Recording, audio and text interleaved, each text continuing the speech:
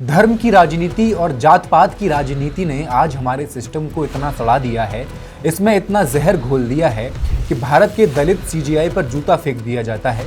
Senior दलित IPS अधिकारी खुद को गोली मारने पर मजबूर हो जाते हैं। दलित युवक की पीट पीट कर बेरहमी से हत्या कर दी जाती है और सिस्टम खामोश बना रहता है।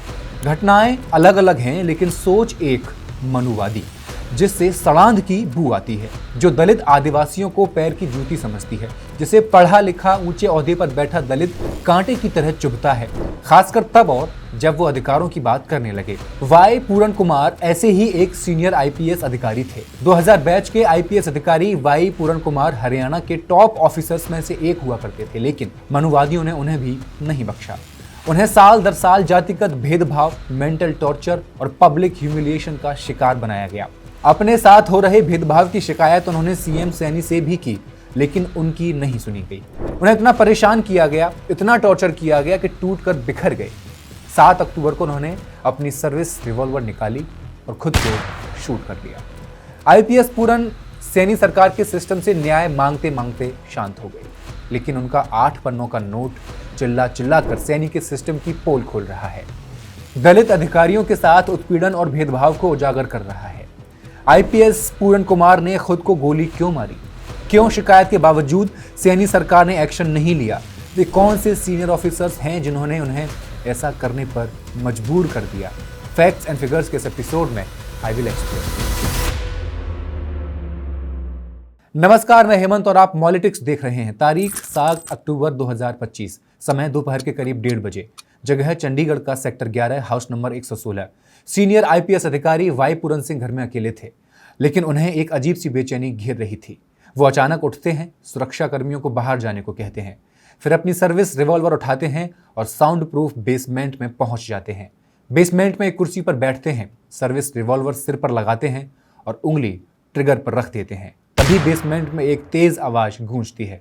गोली सिर को भेद चुकी होती है, लेकिन किसी को पता नहीं चलता क्योंकि बेसमेंट साउंड प्रूफ था। आईपीएस पूरन कुर्सी से नीचे गिरते हैं, मौत के गाल में समा चुके होते हैं, लेकिन मनुवादियों की सड़ांध बाहर आ रही होती है।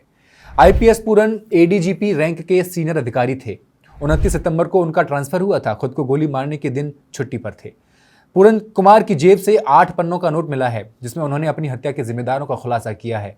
उन्होंने बताया है कि कैसे उन्हें हर रोज सीनियर ऑफिसर्स के जातीय भेदभाव, मानसिक उत्पीड़न और पब्लिक ह्यूमिलिएशन का सामना करना पड़ता था।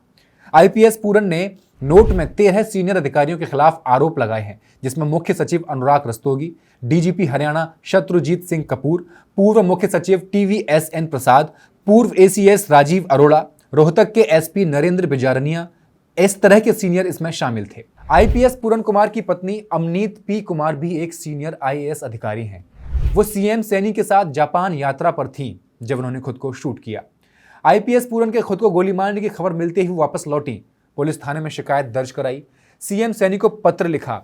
चंडीगढ़ पुलिस ने हरियाणा पुलिस के डीजीपी शत्रुजीत सिंह कपूर समेत 13 अधिकारियों को और पूर्व अधिकारियों के खिलाफ एफआईआर दर्ज कर ली है। एफआईआर बीएनएस की धारा 108 और SC/ST एक्ट के तहत दर्ज की गई है। अमनीत कुमार ने सीएम सैनी को लिखे पत्र में 4 प्रमुख मांगे रखी हैं। पहला, पूरन के नोट में लिखे सभी व्यक्तियों के खिलाफ तत्काल एफआईआर दर्ज हो। सभी आरोपियों को तुरंत निलंबित और गिरफ्तार किया जाए ताकि जांच पर कोई प्रभाव न पड़े। परिवार, विशेषकर उनकी दोनों बेटियों को स्थायी सुरक्षा कवर प्रदान किया जाए। परिवार की गरिमा और अधिकारों की सुरक्षा सुनिश्चित हो, क्योंकि वे अभी भी डर और मानसिक दबाव में जी रहे हैं। एक आईपीएस ऑफिसर की फैमिली, उनकी पत्नी खुद आईएएस हैं, वो लोग डर में हैं। चंडीगढ़ पुलिस ने भले ही एफआईआर दर्ज कर ली है, लेकिन आईपीएस पूरन को न्याय कितना मिल पाएगा, ये सवालों के घेरे में है। सवालों के घेरे में इसलिए क्योंकि जिन लोगों पर आरोप हैं वो सरकार के टॉप मोस्ट अधिकारी हैं। सीएम सैनी के दुलारे माने जाते हैं भाजपा सरकार के। उन पर सिर्फ एफआईआर दर्ज हुई है, पद से नहीं हटाया गया है। इतना ही नहीं, आईपीएस पूरन ने जिस डीजीपी शत्रुजीत सिंह कपूर को अपनी मौत के गुनहगारों में से एक बताया है, मुख्यमंत्री उसी से मिलकर मामले का जायजा ले रहे हैं। निष्पक्ष और पारदर्शिता के साथ जांच का दावा कर रहे हैं। ऐसे में मुख्यमंत्री के दावों पर हंसी आती है और दुख भी होता है। राहुल गांधी ने चिंता व्यक्त करते हुए कहा है कि यह गहराते सामाजिक जहर का प्रतीक है जो जाति के नाम पर इंसानियत को कुचल रहा है। लेकिन मायावती, दलितों की ठेकेदार जो खुद को कहती हैं, वो बीजेपी सरकार की तारीफ के पुल बांध रही हैं। जब एक आईपीएस को उसकी जाति के कारण अपमान और अत्याचार सहने पड़ रहे हैं तो सोचिए आम दलित नागरिक किन हालातों में जी रहा होगा। कांग्रेस अध्यक्ष मल्लिकार्जुन खड़गे ने कहा कि भाजपा का मनुवादी तंत्र देश के एससी, एसटी, ओबीसी और कमजोर वर्गों के लिए एक अभिशाप बन चुका है। पिछले 11 सालों में इस देश में भाजपा ने मनुवादी मानसिकता इतनी गहरी कर दी है कि एडीजीपी रैंक के दलित अधिकारी को भी न्याय और सुनवाई नहीं मिलती है। विपक्ष मुद्दे को जोर शोर से उठा रहा है। डीजीपी शत्रुजीत सिंह कपूर को गिरफ्तार करने की मांग कर रहा है।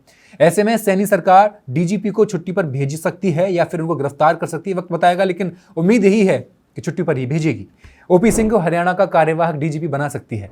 रोहतक एसपी नरेंद्र बिजारनिया को भी छुट्टी पर भेजे जाने की चर्चाएं तेज हो रही हैं। हालांकि वीडियो रिकॉर्ड होने तक ऐसा कुछ नहीं हुआ है। आईपीएस अधिकारी पूरन ने 8 पन्नों का जो फाइनल नोट लिखा, उसका टाइटल है अगस्त 2020 से हरियाणा के सीनियर अधिकारियों द्वारा मेरे साथ की जा रही जातिगत भेदभाव, मेंटल टॉर्चर, पब्लिक ह्यूमिलेशन और अत्याचार जो अब सहन से बाहर हो गया है।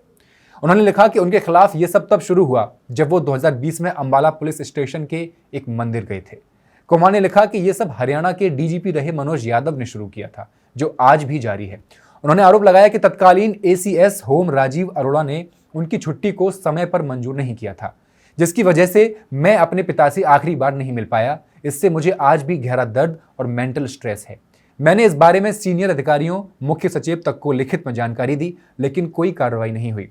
आईपीएस पूरन ने लिखा कि हरियाणा के डीजीपी शत्रुजीत कपूर, आईपीएस अमिताभ ढिल्लो और संजय कुमार जानबूझकर उनके साथ जातिगत भेदभाव, पब्लिक ह्यूमिलिएशन और मेंटल टॉर्चर कर रहे थे। उनके खिलाफ जानबूझकर झूठी और फर्जी शिकायतें दर्ज कराई गई ताकि मानसिक रूप से उन्हें तोड़ा जा सके। उन्होंने लिखा कि मेरे जैसे शेड्यूल्ड कास्ट के ऑफिसर्स को निशाना बनाकर बदले की भावना से मेंटल टॉर्चर, बेइज्जती और अत्याचार किया जा रहा है, जो इस हद तक बढ़ गया है कि आज मुझे ये कदम उठाने पर मजबूर होना पड़ा है। आईपीएस पूरन सिंह के नोट में आगे बताया गया कि एक पुलिस ऑफिसर ने चेतावनी दी थी कि सावधान रहें, क्योंकि डीजीपी कपूर और दूसरे आईपीएस अधिकारी उन्हें और उनके परिवार को नुकसान पहुंचाने के लिए पूरी तरह तैयार हैं। वो आगे लिखते हैं, जिन सीनियर ऑफिसर्स का नाम उन्होंने नोट में दिए हैं वही लोग उन्हें मजबूर करने, उकसाने और यहां तक पहुंचाने के जिम्मेदार हैं। उन्होंने लिखा कि मैंने इस पर काफी सोचा, लेकिन मुझे यकीन हो गया कि अब मैं इन अधिकारियों की साजिश, जातिगत भेदभाव, पब्लिक ह्यूमिलेशन और मेंटल टॉर्चर को और ज्यादा नहीं सह सकता। इसलिए मैंने सब कुछ खत्म करने का फैसला लिया है। और आगे लिखा कि उन्होंने कई बार अपनी शिकायतें और एप्लीकेशंस ऊपर तक दिए, लेकिन कोई सुनवाई नहीं हुई, कुछ नहीं हुआ। अब उन्हीं शिकायतों को बदले और दुर्भावना के साथ मेरे खिलाफ इस्तेमाल किया जा रहा है। मेरे बैचमेट्स मनोज यादव, पीके अग्रवाल और टीवीएसएन प्रसाद ने मिलकर जातिगत उत्पीड़न किया है। मैंने गृह मंत्री और मुख्य सचिव को लिखित शिकायत भी दी, लेकिन कोई कार्रवाई नहीं हुई। आईपीएस कुलविंदर सिंह ने फोन पर चेतावनी दी थी कि डीजीपी ने आदेश दिया है कि तुम्हें स्थायी रूप से हटाया जाएगा, संभल जाओ। आईपीएस माटा रवि किरण ने आपत्तिजनक भाषा का इस्तेमाल किया, जो मेरी मौत का मुख्य कारण है। उन्होंने अंतिम पन्ने में लिखा है, मैं अब और नहीं सह सकता। जो लोग मुझे इस स्थिति तक लाए वही मेरी मौत के जिम्मेदार हैं। इनकी पत्नी अमनीत ने भी अपनी 4 पन्नों की पुलिस शिकायत में ऐसे ही आरोप लगाए हैं। उन्होंने लिखा है कि जहां आधिकारिक तौर पर इसे सुसाइड बताया जा रहा है, वहीं मेरी आत्मा न्याय के लिए चीख रही है। एक पत्नी होने के नाते मैंने देखा कि मेरे पति का सीनियर ऑफिसर्स ने, जिनमें हरियाणा डीजीपी शत्रुजीत सिंह कपूर भी शामिल हैं, सालों तक सिस्टमैटिक ह्यूमिलेशन और हरासमेंट किया। मेरे पति ने मुझे बताया था कि डीजीपी शत्रुजीत सिंह कपूर के निर्देश पर उनके खिलाफ साजिश रची जा रही है और उन्हें झूठी और बेवजह की शिकायत में फंसाया जाएगा। उनकी मौत से ठीक पहले डीजीपी शत्रुजीत सिंह कपूर के निर्देश पर police station urban state Rohtak में एक झूठी एफआईआर भी दर्ज कराई गई, जिसमें मेरे पति के स्टाफ सुशील के खिलाफ मामला बनाया गया। इस साजिश के तहत मेरे पति को झूठे सबूत तैयार कर उनके खिलाफ फंसाया जा रहा था, जिसने उन्हें अंतिम दुख तक ले जाने के लिए मजबूर कर दिया। हमने लोगों को यह कहते सुना है कि जातिवाद तो अब सिर्फ गांव में बचा है, उन लोगों के बीच बचा है जो अनपढ़ हैं, पढ़े लिखे नहीं हैं। वाई पूरन कुमार एक आईपीएस अधिकारी थे। उनके सीनियर अधिकारी आईएएस और आईपीएस थे, जिसे समाज पढ़ाई की सफलता का सबसे बड़ा पैमाना मानता है। लेकिन वहां भी एक अनुसूचित आईपीएस अधिकारी को इतनी जलालत झेलनी पड़ी कि खुद को गोली मारने पर उन्हें मजबूर होना पड़ा। ये आधुनिक मनुवादी सोच की सड़ांध को उजागर करती है, जो कहती है एससी हो, एसटी हो, ओबीसी हो, हद में रहो। शुक्रिया।